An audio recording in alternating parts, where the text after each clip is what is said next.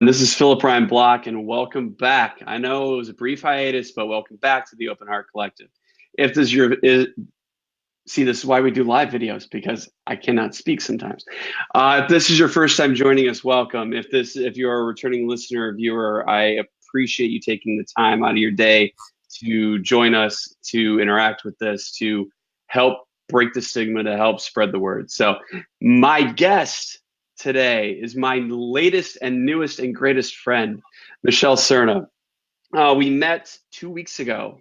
Hard to believe it's been over about a week and about 10 days ago, down in South Carolina as part of the SmadCon event. We bonded over pizza at 12:30 at Benny's down in Charleston. And there was one moment where Michelle and I were kind of sharing our stories, and she shared hers, and I looked at her and I said, hearing that made the entire trip for me worth it. So that being said, Michelle, tell the people who you are. So I'm Michelle. I hail from San Francisco, California, born and raised. And basically, I'm kind of a young doer. I started my kind of career with an anonymous blog after I was Miss California Rodeo at a really young age. And basically what happened after being Miss California Rodeo is I really struggled with a lot of imagery issues myself, a lot of body image issues. And I started this blog called Sincerely I'm Not Sorry. And I wrote about all of the things that I never wanted to be apologetic about, or that I never wanted other young girls or just any young person or any person in general to be apologetic about being yourself or being honest or just dressing the way you wanted to dress or being who you wanted to be. And shortly after I started that blog, it kind of went viral. And even though it was anonymous, people really wanted to know who I was, but I never wanted to tell anybody. Right. And then I got a message from TEDx San Francisco, and I was like 15 at the time, and they said, we think it would be amazing if you came and gave a TEDx talk. And I was like, I mean, okay. And at the time I lived, right? Like I was like, it was like midnight when I got the email. I was like a sophomore in high school. I was like, right, all right. Let's go. I was living like 2 hours south at the time, like in the middle of nowhere. I'm literally like, my parents are small business owners. Like I'm literally from the middle of nowhere. I'm not from anything special. I'm from the middle of nowhere. Let's just get that right. I'm literally like smack dab in the middle of the country, but right. I'll let you go with it. I'm from California, middle of nowhere. So, and pretty much I spoke at TEDx San Francisco. The next day I got offered a job by Teen Vogue. I worked for Teen Vogue for 2 years. Later on, I went to work for TED and TEDx.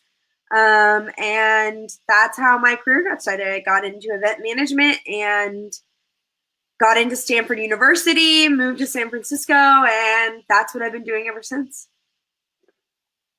Wow. Yeah. I mean, I've heard this all before, but it's still, because you're only how old? 20. Seriously, like I feel so old right now. But I mean, it's incredible what you can accomplish when you put your mind to it. And that's what impresses me most about you. Like, I've seen you speak, and it's incredibly powerful. And especially for someone your age, I was too meek and meager at 20. I was not the same guy that I am right now. But I mean, I think that's kind of how it all sometimes goes. Or most of the world goes. We're not really coming into ourselves until like 25. But you're being a badass at 15, so. I think my parents, they made me start speaking up at like a really young age. I think that's how it is. Like when your parents are like ranchers, like cowboys, you're like speaking up for yourself when you're like 5. So it was kind of just always in my blood. And I knew from a really young age that I wanted to be somebody. Like I was like 5 years old. I told my parents, I'm going to live in a big city and I'm going to be president. I'm going to do something with my life. And I've always just kept that. And I want to not only be somebody for myself, but be somebody for others. Right. Right.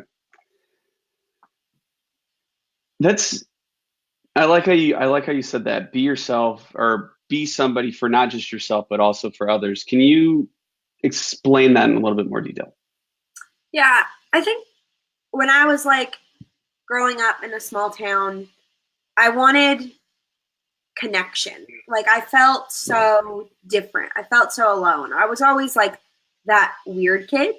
I wasn't interested in ballet classes or pretty dresses or talking to other kids my age. I was interested in a world bigger than myself. I wanted to explore. I mean, when I was 16, I went and lived in Thailand. Like, I was always interested in things that were so much bigger than who I was. And I always felt like I could never find anybody that I felt like was exactly like me or could understand what I was going through. Right. And I feel like if I can be that person, like if I can be bold and be weird and say like, okay, shit's going okay, just the way that I'm doing it, I can be that person for other 14, 15-year-olds who are like, what if there are no people out there for me? Right. And especially nowadays, right? Yeah. I mean, we're in an era of this thing all the Right. time.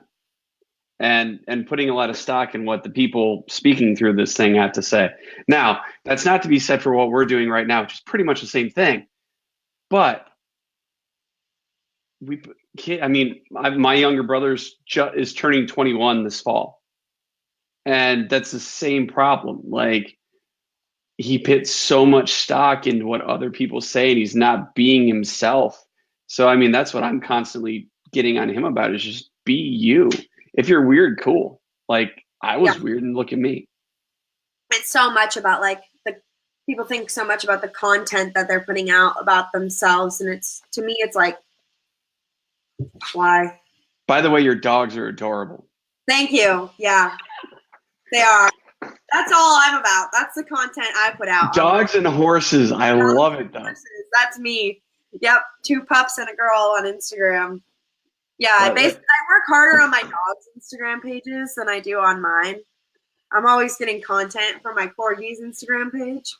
Well, I mean, like, that makes sense, though. They're animals. Like, that's kind of a trend thing going on right now. But yeah, I'm literally petting my dog right now. That's what my arm is doing. Like, I'm literally like, I move around too much, and because this goes out both audio and video.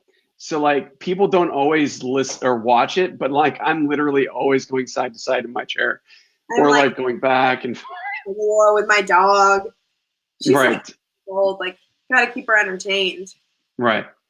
So, and being that you're 20, you definitely have the voice for people, for the younger generation. Like, my voice doesn't necessarily resonate with the 20-year-old. And I mean, being 34, going on 35, it's interesting that you can use your voice for so much good. Because I mean, that's a generation that's really struggling right now. And I know that because I hear about it. Yeah. And I mean, I've got connected to this kid. I actually haven't gotten him on the show yet. It's got to be, it's on the list.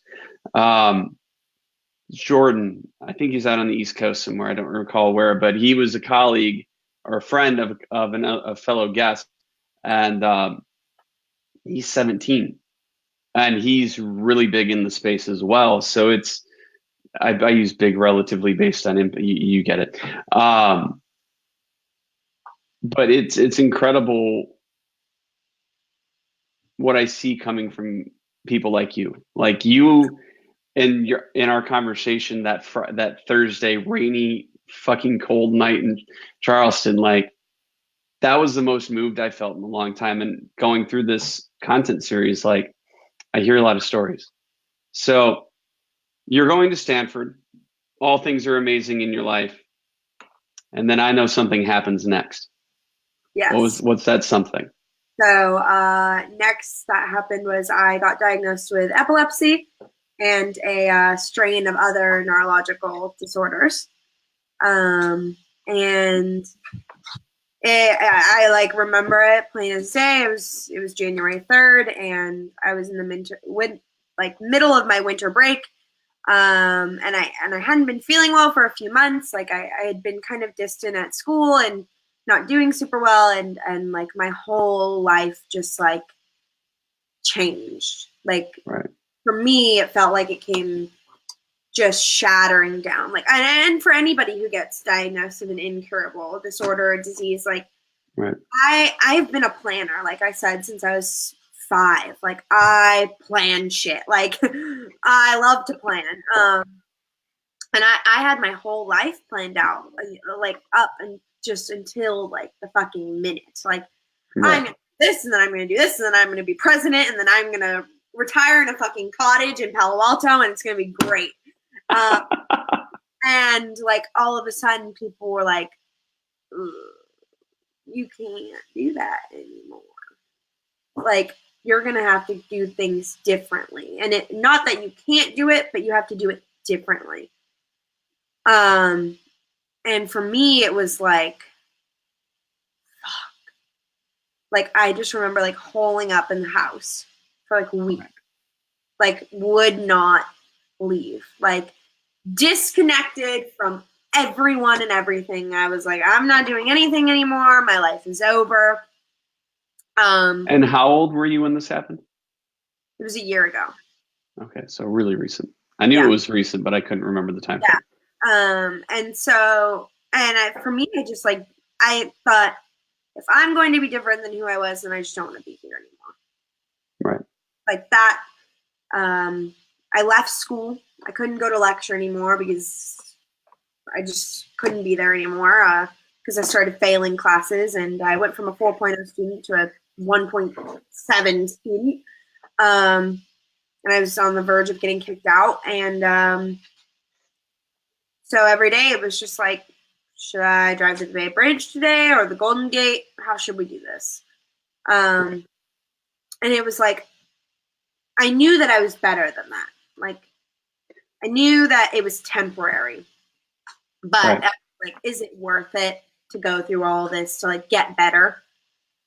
Or, am I just never going to accomplish the things that I wanted to accomplish? Because for me, being the person and the child that I was, I always related my personal successes to my worth as a person. Like, I fully admit that sometimes I still do that. Like, if I'm not working on a project, I'm like, oh no, I'm slowing down. People are going to start thinking lesser of me. People are going to start beating me. When I meet them, they're going to beat me. It's not going to be good. Oh, I'm not going to accomplish things. The world is ending. And it was horrible. Like, I never wish that upon anybody. But there's so many young people that's exactly how they feel. Right. It's like they push upon us like this whole like golden child standard when we're younger, right? Like things come super easy to you. And then all of a sudden, like, you get older, shit happens, shit gets hard. And you're like, well, what's the purpose? Like, if things are harder, then like, I'm just not down anymore. And that,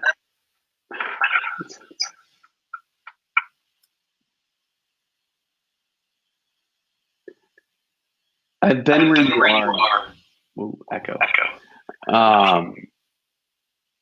But not for the same reason. And that thought of knowing it's temporary, but still it sucks in the meantime, like that what next moment. When did you determine that what's next moment?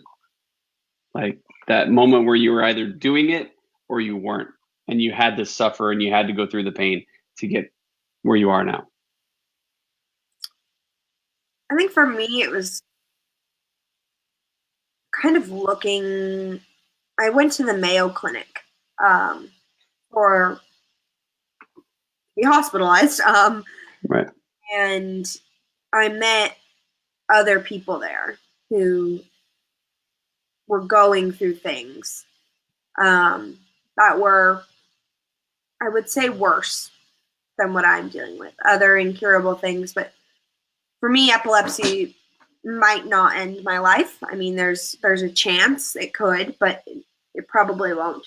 And I met people who they were coming to the end of their lives, and it was like,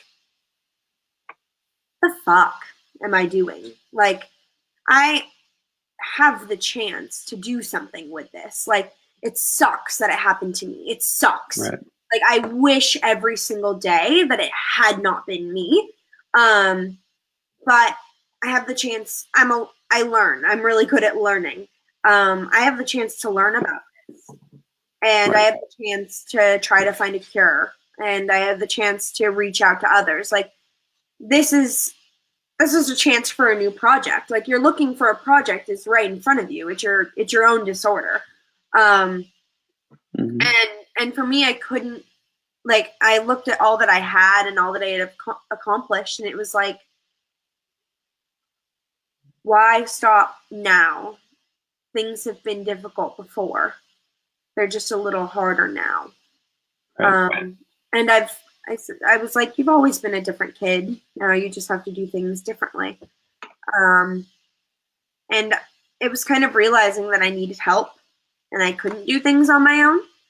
And that I needed to go see people and I needed to talk to therapists and psychiatrists and I needed to just talk to people. Right. And I needed to stop, like, feeling sorry for myself and just, like, go try. And I still have days where I feel sorry for myself. Like, I allow myself. I think that's called being human. Yeah. Like, I let myself be human on, days where I'm like, this sucks and I'm going to melt down. And then tomorrow I'm going to try. And I might not try super hard, but I'm going to try a little. Whether it's just a little bit of human connection or I talk to 10 people. But I'm going to try. But and I think in your case, it's the fact that you just have the fortitude just to go and do it that makes the story even more impressive. And the fact is, it's just started. Like, I'm so excited to see what happens 10 years from now for you, because like you'll have accomplished so much in that period of time, and that's what excites me, because then not only are you living to the fullest, even though the fullest isn't the fullest that you want it to be, the amount of people that you're going to inspire along the way is incredible. Like, I remember when I was doing it 20, and it surely wasn't this. Like, even at 15, I wasn't doing cool shit like this. I was working in a fast food restaurant because I knew I had to work, and I've never stopped working. But like,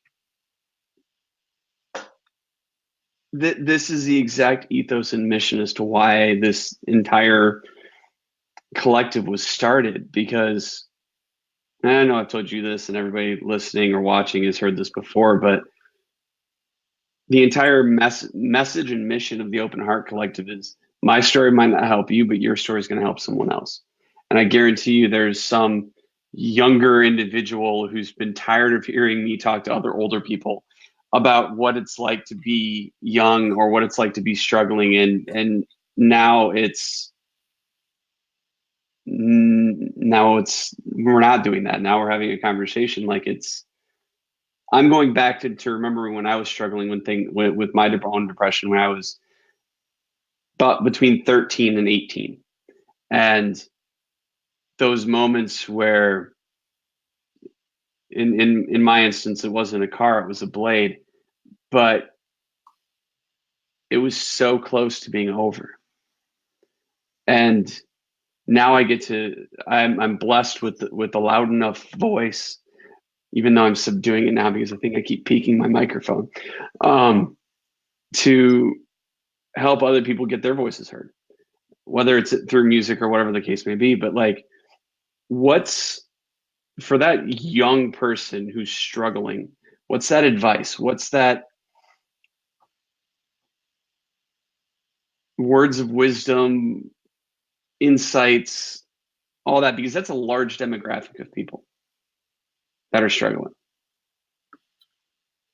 I really do think it's to find something that you're passionate about and let it take a hold of you.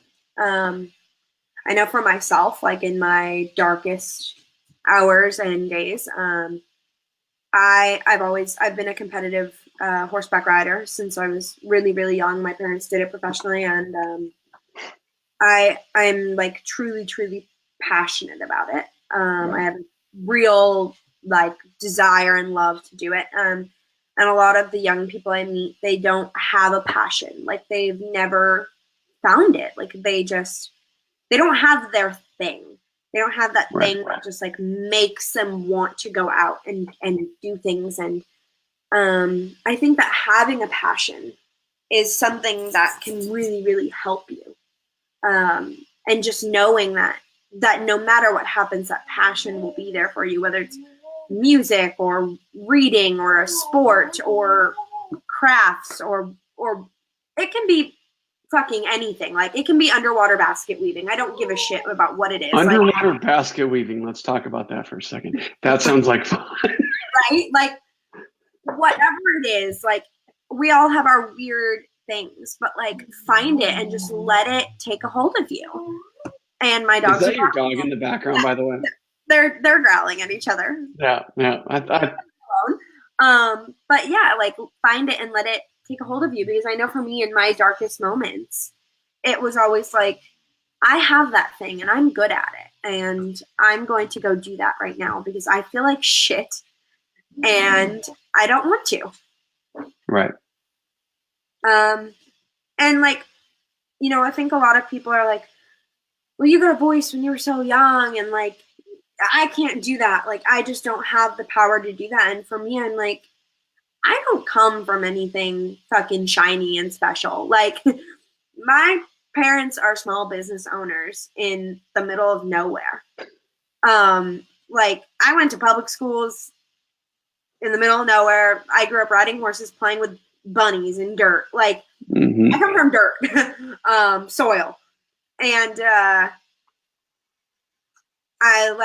I'm pushed my way through to find my voice. And it has not always been easy. It's not going to be, though. No, and it's not going to be.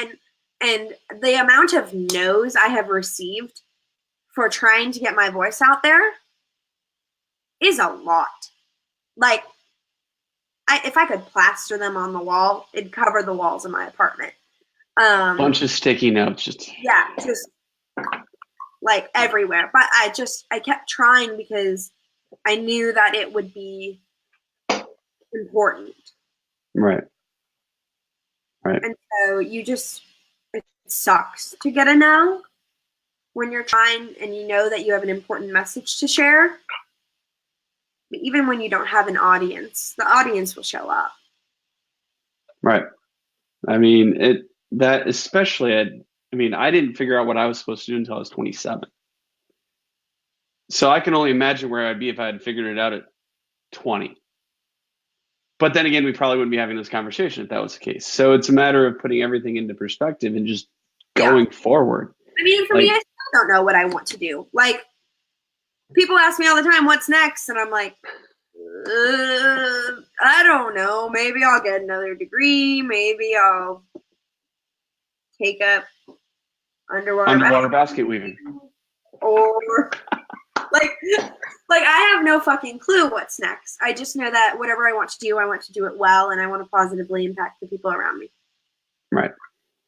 And ladies and gentlemen, that's what you need to, like, if you're questioning anything, find that thing. It could be the most ridiculous thing known to humankind. But guess what? Everything that is now was once a really crazy fucking thing to the human species. So just kind of go forward and this is an important part about that. Go forward, but cut yourself some slack, because the mistakes are going to happen. You're going to fuck up. You're going to hurt somebody. You're going to end up hurting yourself, whether it be, I mean, if you're doing underwater basket weaving, maybe it's like you almost drown, or maybe it's you accidentally pull somebody into the water that doesn't know how to swim because you're trying to teach underwater basket weaving. Like, you never know what that is going to be, but you just have to be willing to accept the mistake. And I think for a lot of us, especially in the age that we're in right now, digital age that we're in right now, it's really hard for us to accept the loss. Yeah. Because we kind of internalize it a little too much, a little too long. And rather than pivoting out of that loss and finding a win, it's just constant loss after loss after loss because we're focused on the negative. Mistake, right? Like, I hated making mistakes until I realized that everybody made them. Now I make a shit ton of mistakes. I'm like, sorry. Right. Mistakes are going to happen. Like this is the nature of being a human.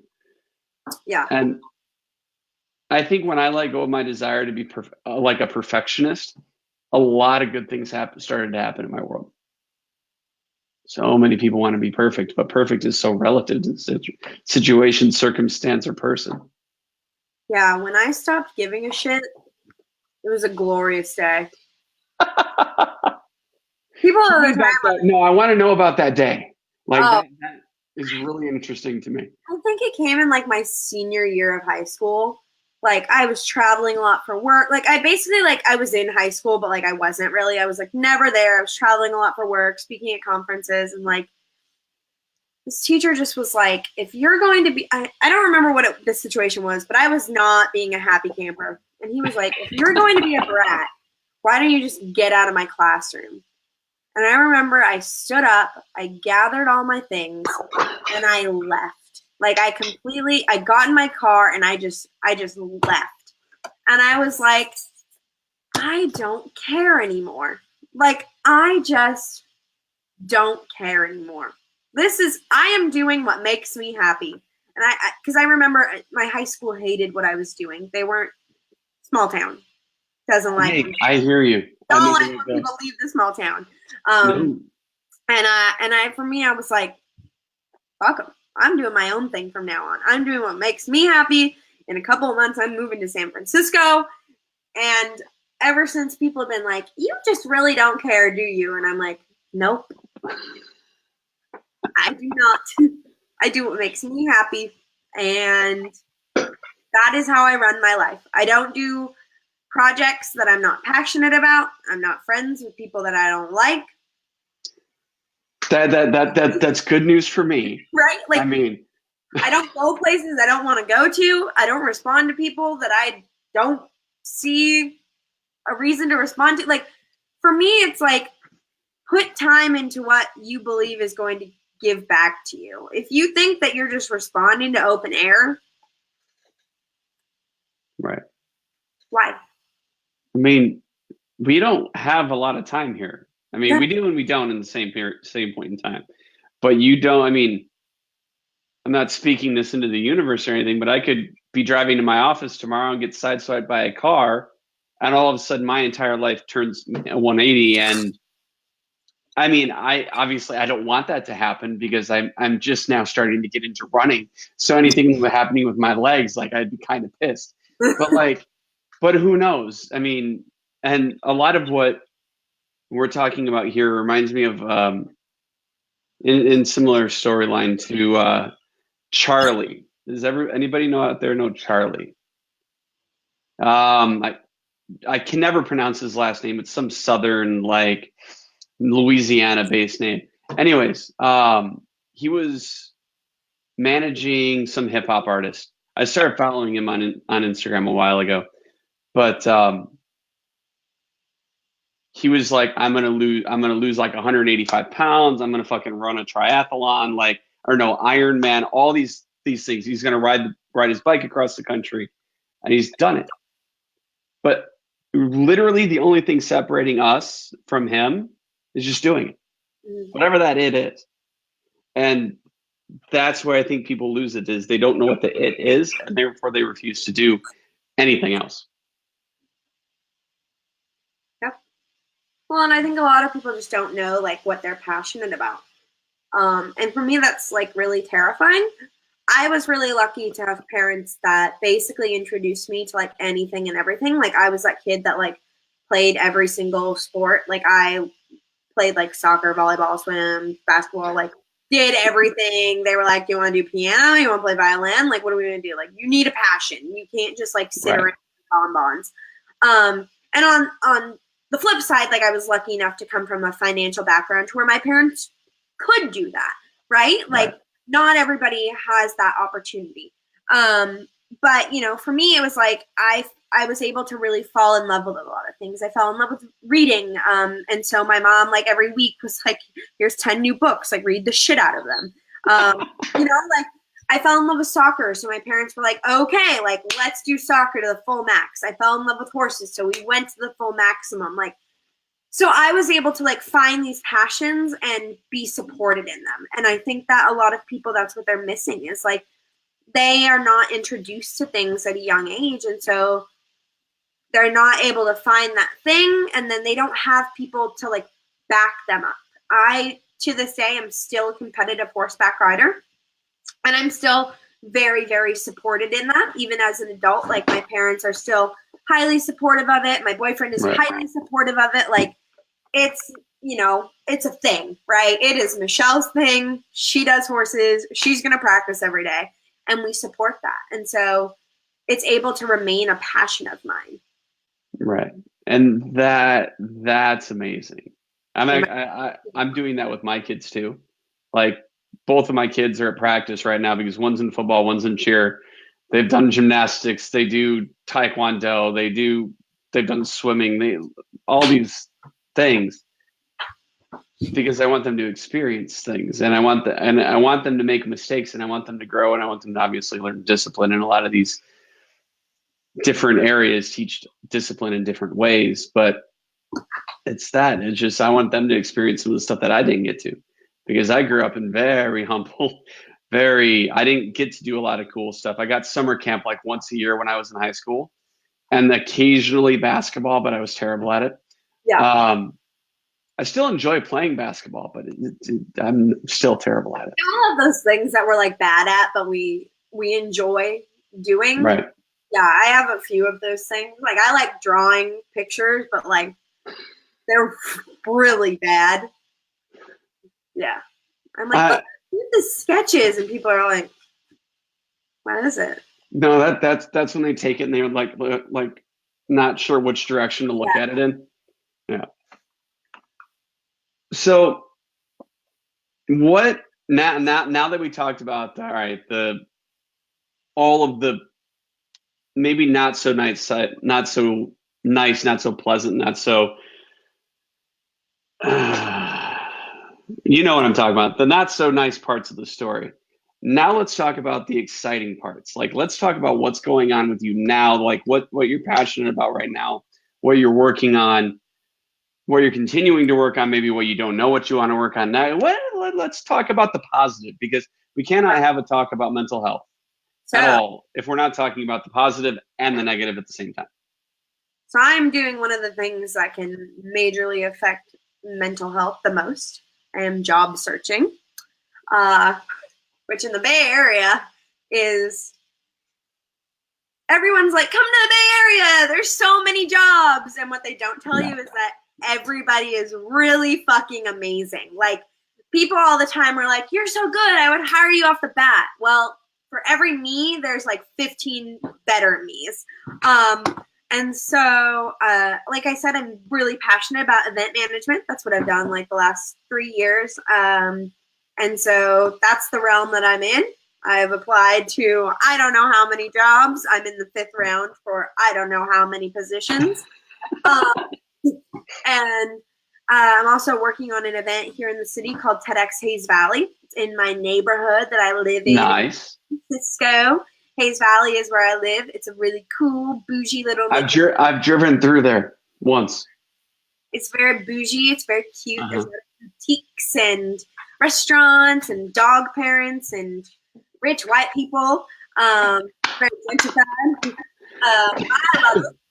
Of course, I live here. And so I'm working on actually a neuroscience and mental health focused TEDx event here in the city because I would love to have a conference fully focused on neuroscience mysteries like epilepsy and Alzheimer's and all of those neurological disorders.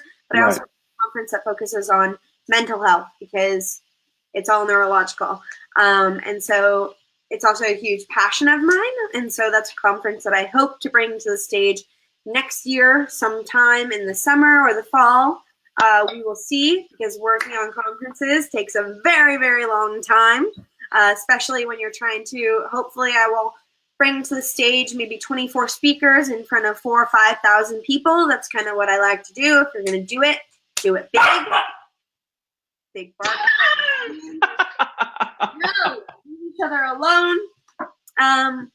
They were just really excited about what you said. They wanted to show their support. Right? Really, I'm focusing on getting better. I'm in some clinical trials at UC San Francisco.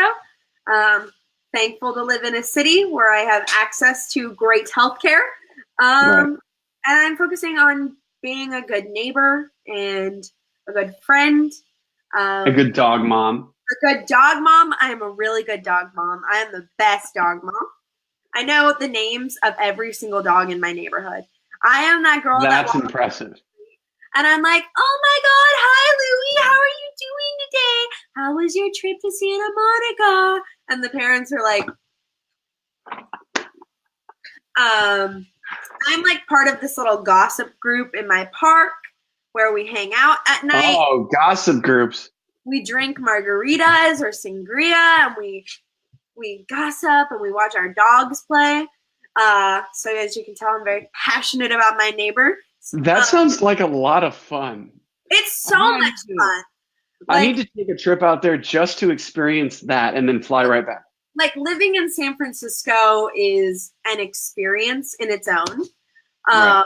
I think it's what just makes me even more of an independent, free-spirited person, because everyone here just kind of does what makes them happy. And like, you can walk down the street wearing your SpongeBob pajamas and your slippers, and everybody's like, yeah, that makes sense. Go you. Go you.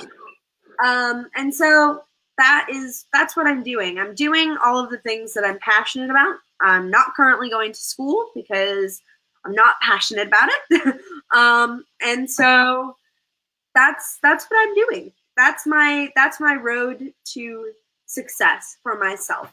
Running really good fucking events in San Francisco so that people can come together and have good conversation, just like we did at SmadCon, and they can make good connections and go out in the world and create phenomenal things.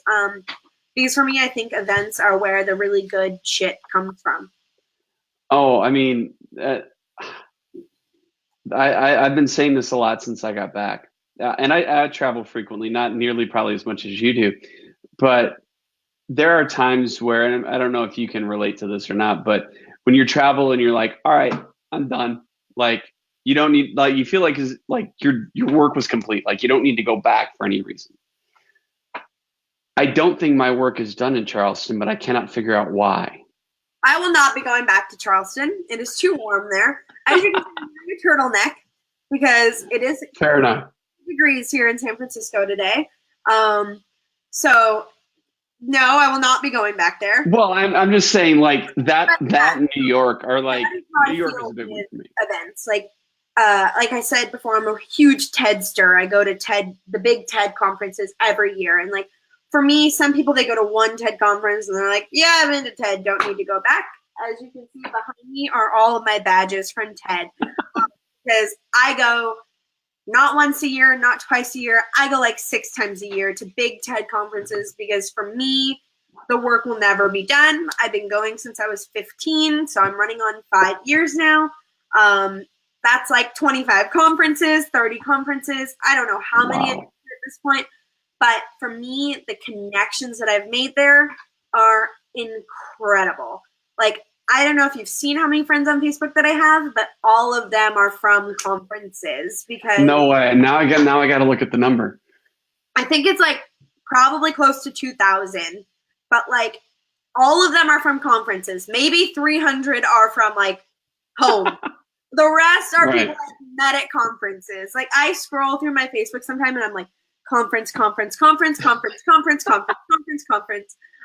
Because like the connections and the conversations you have at conferences are fucking unreal in comparison to like the conversations that I have at park where I'm just gossiping about like Philip from down the street.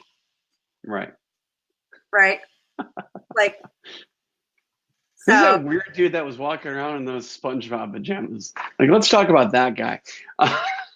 I'm always like, so this morning Philip was walking his dog and his dog totally barked at my dog. And I was like, what the fuck? So he can't be my dog group. Well, like, so how many conferences do you usually speak at a year? Or have you been speaking at a year? So this year's been a slow year because of everything. In the past, I don't know, 20. Wow. 20. And that's like, in comparison to other people, that's not that many. But I was going to school. So yeah, about 20. Wow. Back in high school, I was like a big time roller. I was doing a lot. I was like every weekend flying. I was in Europe constantly. I just posted on like Instagram like the other day, who misses jet setter Michelle and her famous Instagram stories? Because I used to be like every month I was in Europe. Like I was in high school, just, you know, being a crazy kid, like just posting like the most insane Instagram stories, like, or Snapchat stories, I think. I don't think Instagram's a thing yet, but, and people would always be like, we miss that Michelle. And I'd be like, I miss her too. I might have to bring her back. I might have to bring her back. She was a good person. So yeah, I used to be a big time conference speaker, jet setter. Girl, these days I'm home with the pups. Gotta be dog mom. Like, family comes first. Too early to be retired, but I'm kind of there. I can understand that though. A rough 3-year career. Burnt out, guys. Burnt out. See, that's the strange thing about me is I don't think I ever get burnt out. I just like fade for a brief second, then I'm back. See, I think like that's where I'm at. I think I'm at like a 6-month like, and I'm starting to get back. Like I'm kind of getting back on that grind where I'm being like, I gotta go somewhere. I need to like get out of the city, stop gossiping, put my dogs with a sitter, and go to a conference. Or just take them with you and find a hotel that hosts dogs. Come with. The corgi does come with. She has been to numerous TED conferences. Peep the Instagram for pics. She goes with everywhere. She didn't come to Charleston because I knew it would be too hot for her. But the corgi does come with everywhere. She is OG. She's been with 7 years. The other one is only 8 months old, and nobody would want to hang out with her. Why is that? She's insane. Do you hear that barking and growling? Was that her that was doing the barking and growling? Yeah. Earlier, she was walking around with a pebble in her mouth. I was like, just one singular little tiny one singular pebble. I was like, where did she even find it? Like, I feel that's like what toddlers do, but instead my dog do it. I have 2 former toddlers, so I know. Like, my daughter still will just walk around with her hair in her mouth. Oh, I used to do that. The hair in the mouth thing. Now I just buy her chewy jewelry, and she just gnaws on that the whole time. Yeah. At 7. That's really strange. Yeah. But, yeah, I mean, for me, especially Charleston, was definitely the people. And I'm definitely not done with the people there. And in fact, I've got some time that I'm set to go back there because there's other business to negotiate down there. But and the pizza. Yeah, the pizza too. But I also go to New York for pizza, so that. Yeah, you're lucky. You're over there. You see, I'm over here. Like. By the way, we're only in like this far of the screen because it's got us cut, so it's like. Oh. This. I get what you mean though. From one side to the other. Yeah, I get it. Over there. Yeah. Yeah. It takes. But I can only imagine how long it takes you to get over there. Like 7 hours. Yeah, it's about an hour and a half, 2 hours for me. Yeah. So. But well, Michelle, I am honored to know you. I'm honored to call you a friend. I hope, and I cannot wait to see what you have coming next. I'm incredibly excited for it. Definitely have to keep me in the loop on the mental health piece. One of the items that I'm working on right now, so that everybody who's listening or watching gets to know. So Rowan Bridler, who was a guest in season 1 of the Open Heart Collective, her and I have put our heads together, and we're actually working on creating a global mental health resource list so that you guys go to one place, no matter where you are in the world, and you're able to get help, get insights, get help, get knowledge about what's available to you in your area. Because that, to me, is probably one of the biggest, at least here in the States, one of the biggest challenges about struggling with mental health is there's so many resources that you don't necessarily know which one's going to work, or what one you should reach out to, or what one's in your area, because Google is Google. So we're putting something together. I hope to have at least phase 1 of that out in the next 2-3 weeks. Still debating on if that's just going to be a big document that'll be available somewhere for you guys to click on, or if that will end up turning itself into this AI website or app. Both are ideas that are buzzing around my head right now. And then secondarily to that, if you need an app. What's that? I date an iOS engineer if you need an app. I have iOS and Android people up in Toronto, but out here in SF. You're right.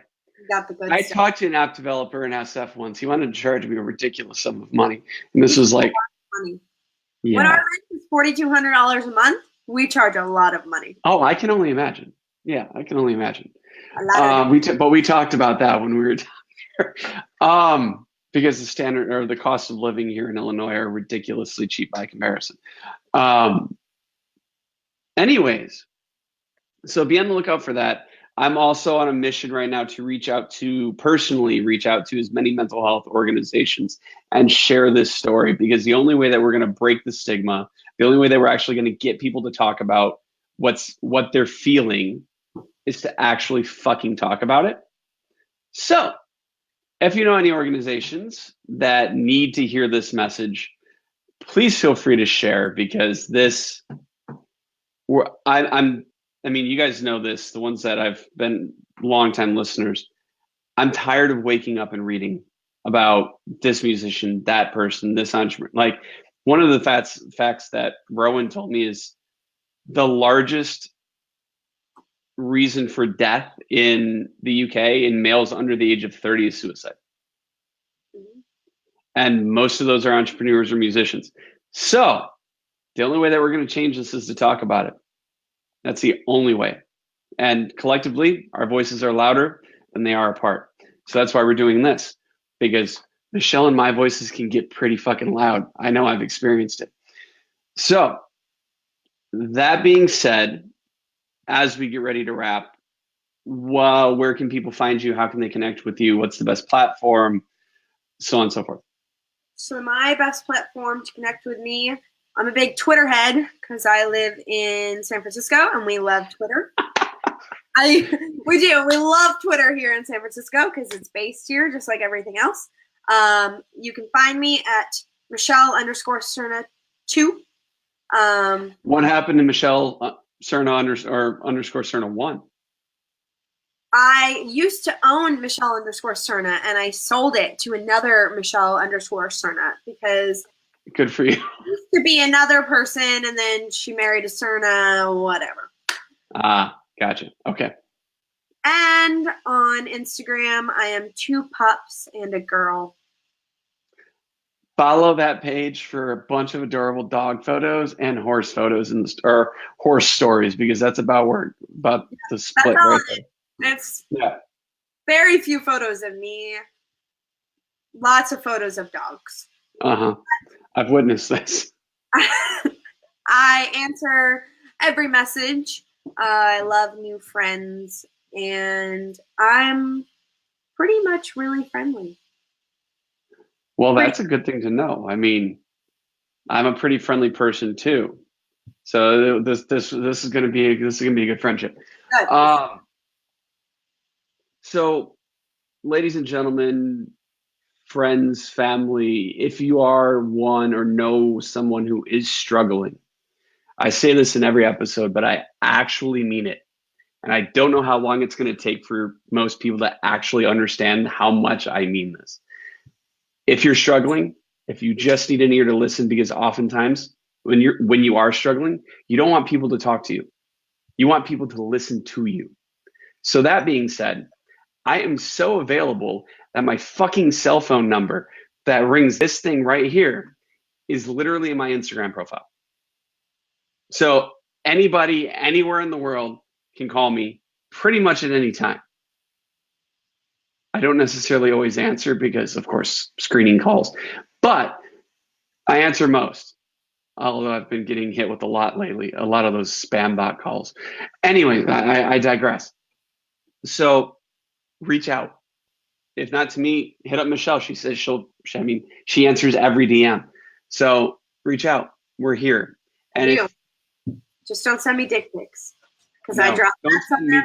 Don't send me dick pics either. I don't need to see that. I draw hats on them and I send them back. So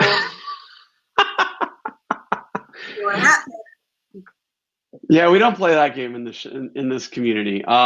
Secondarily and lastly, this is a safe place. So if you are someone who is struggling and you want to get your story out there because you feel your story can help somebody else, please reach out, leave a comment, say, I want to be in an episode. You need to hear my story. Because literally this content series is going to continue until my voice no longer gives me the ability to speak. And then I'm going to have somebody else speak for me. Because that's the only way that we're going to get through this and to usher in a new generation that doesn't have to worry about how they feel and how they vocalize how they feel is to what we're doing right here. So I will make sure to tag all of Michelle's links down in the comments or down below so that you guys can follow her and connect with her and not send her DM of dick pics. Like, that's a no. And in the meantime, because I end every episode this way and typically try to end every piece of video content out in this way, I like to say this little mantra of mine, which is be happy, have fun, and hustle your fucking ass off. But remember, there's no amount of hustle that's going to bring you happiness or fun. So you got to have those two first. Friday, join me at 6 o'clock as I will be going live with Kelvin Davis, another SmadCon speaker. It's going to be so good. Crush on him. I will so totally make sure to say that to him. I think I have a crush on him though. I know he's married. I know I'm in a relationship, but I have a crush on him. I mean, it's okay to say that you have a crush on people though. Yeah, it's fine. I've followed him for like a long time, and I saw him at the conference, and I was like, swoon. Just like making sure like everything looks good. Like, do I look good? Because I like that guy. I mean, like I said, I think I kind of have a crush on him too. So when he said yes, I'm